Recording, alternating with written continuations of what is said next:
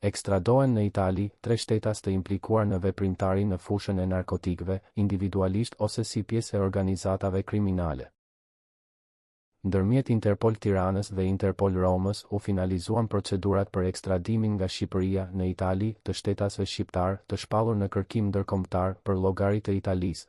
Albert Koni, 51 vjeç, pasi gjykata e Torinos në vitin 2025 e ka dënuar me rreth 4 vjet e gjysmë burgim për veprën penale prodhimi dhe shitja e narkotikëve.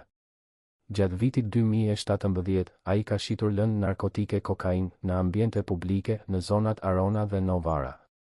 R.A. 21 vjeç, pasi gjykata e Milanos në vitin 2024 i ka caktuar masën e sigurisë arrest në burg për veprën penale trafikimi i lëndëve narkotike kryer në kuadrin e organizatës kriminale.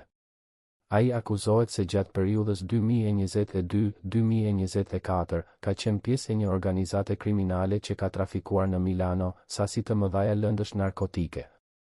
AF, 39 vjeç, pasi gjykata e Gjenovas në vitin 2024 i ka caktuar masën e sigurisë arrest në burg, sepse akuzohet në kuadër të operacionit KOK 2020 të policisë italiane, për trafikim të lëndëve narkotike dhe armëmbajtje pa leje të kryera në kuadrin e organizatës kriminale.